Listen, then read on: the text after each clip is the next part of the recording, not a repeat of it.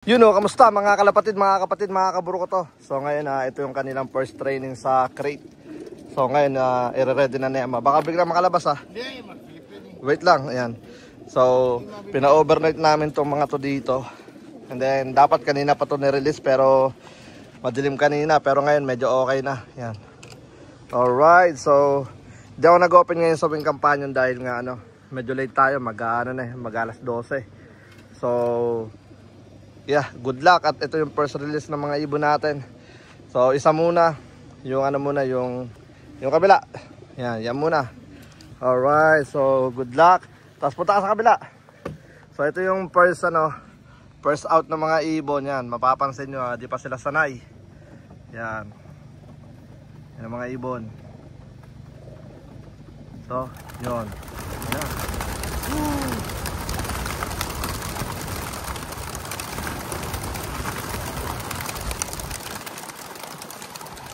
Alright. So ayan ang first release ng mga ibon natin. So isang ulit pa. May make sure ko na meron pa isa. Dalawa. Tatlo na lang. Alright. So ayan yung first release natin. Ito mga ibon. Yan. Good luck mga tol. Sa tapat lang ito ng bahay natin. Yan mo na yung next naman maya. So yung mga ibon, good luck. Yan. Sabi ko maya. Mamaya nga. Wala, ayun na. Nagulat tuloy ako biglang hindi pa nakatutok. Nagulat ako kaya Baya mo na. Maya sana kasi hintay ko sanang lumipad na matagal yung mga ibon. Nakakagulat. So yun, training natin. Yan, ay mga ibon. So good luck mga tol. Yan, first release, first toss. Yan. Yan. So ito, kailangan natin ito malagyan ng paraan. Ito may tatlo pa. Yan. Alright. Pero sa mga susunod na pakawala natin, pagbukas okay na yan. Yun. So good luck mga tol.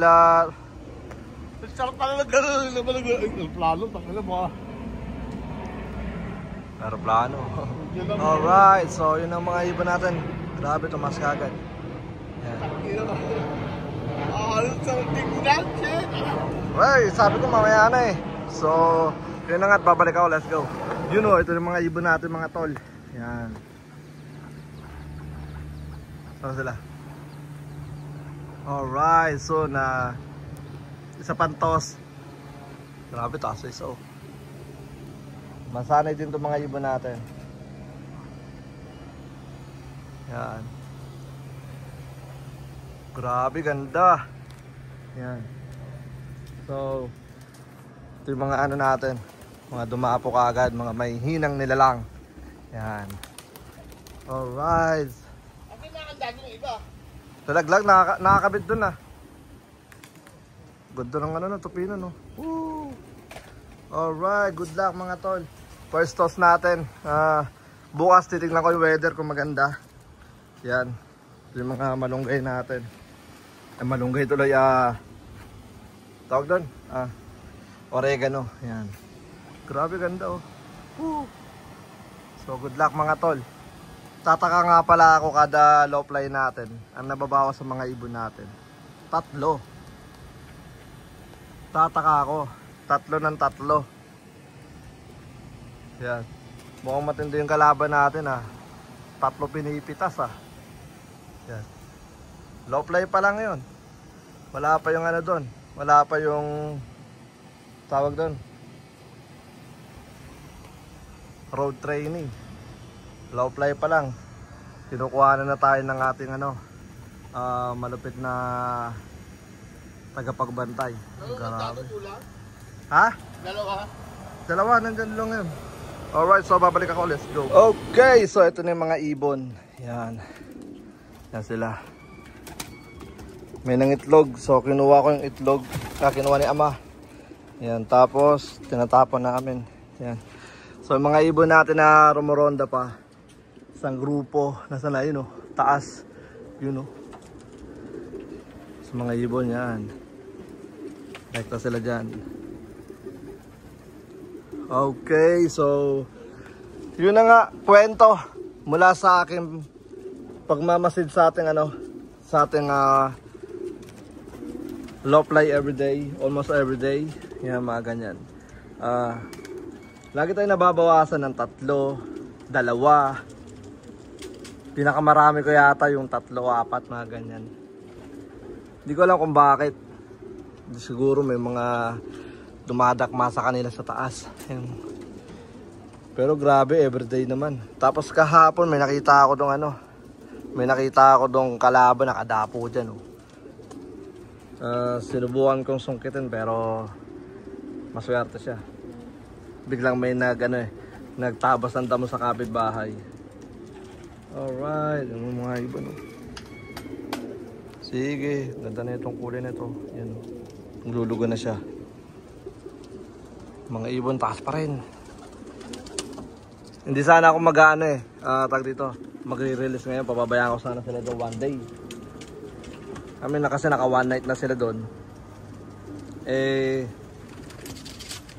Ganda ng diving nun. Rekta dito. Ito pa isa. Yan.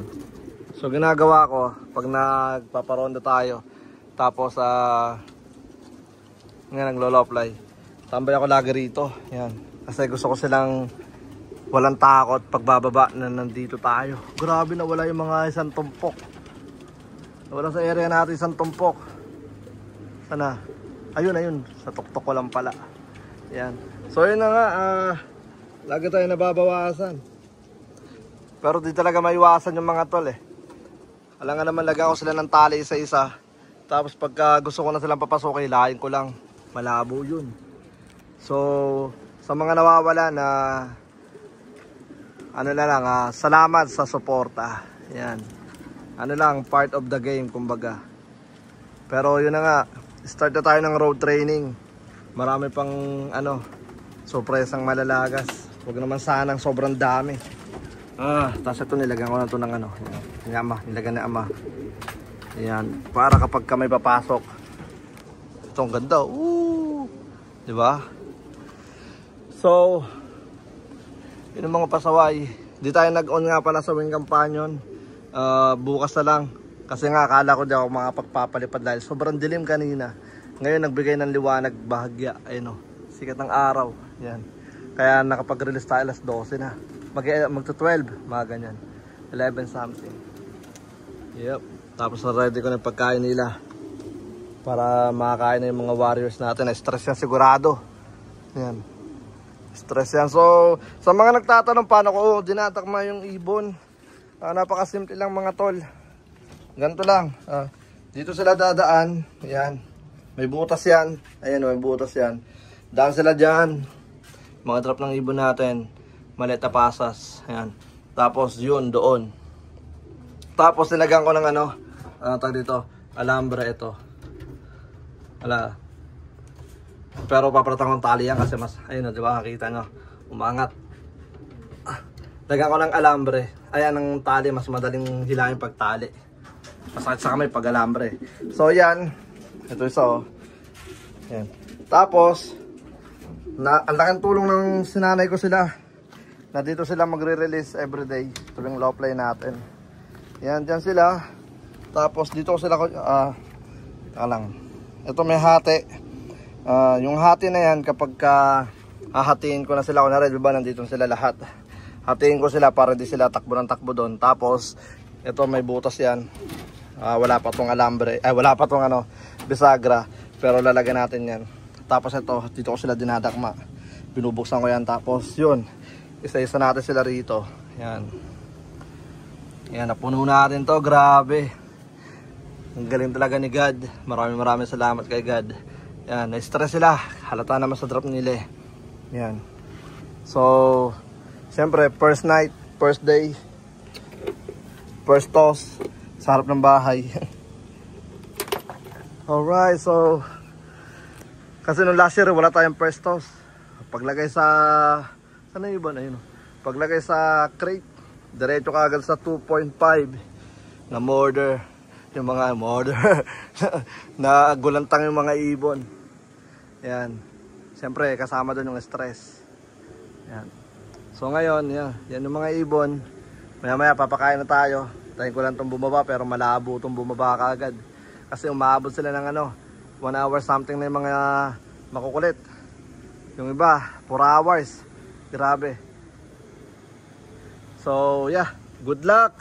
At, maraming salamat. And then sa road training natin, sa mga nagtatanong kung paano mag-entry doon sa road training race natin, activation sa 50 miles. Yan, start ng pag umabot yung ibon mo ng 50 miles, isa-isahin ko sila, papakita ko lahat ng ibon. Yan. Tapos isa-isahin natin sila, kumbaga hand scanning lahat ng race. Yung race niya, first race niya 70, 80, tapos 100 miles. So isipin mo yun, may 3 race sa road training race before activation. Tapos malay mo, madali mo pa yung yung mga merong premium place, edi bawas ka sa activation mo, di ba? Konti na babayaran mo kung magkataon, baka kamig ka pa. But yun na nga, target natin 250 na ibon sa road training natin para makuha natin yung payout na ginawa ko. Pero kung di natin makuha yun, gagawa tayo ng ng another payout kung magkano yung magiging total na mag-entry dito sa kampo natin. Yung ibon natin na wala na naman. Yan. Ayun. Hindi lang talaga makatingin yun. Tumatago sa ulap, boy. Yan. Alright, so yeah. Hayaan ko na muna itong mga to. And then mamaya na lang ulit. At maraming salamat sa patuloy na pagsuporta dito sa Campo Capistrano. So tara, let's go. At peace out na muna. Update ko na lang kayo sa wing kampanya tomorrow. Depende sa panahon kung magpapakawala tayo. Kasi nga magulo si Brown J, napapaalam tapos dire-diretso sa pagsasalita. Then shoutout muna kay Kuya Joseph Bagang. Yan, sa Bagang family. Alright, and then sa lahat ng mga patuloy na sumusuporta sa atin, kay Kuya Warren, maraming salamat sa binigay mong tiwala sa mga ibon mo na dito ipagkatiwala sa Campo Capistrano. Alright, so yun na nga, hanggang dito na lang. Peace out na muna, let's go!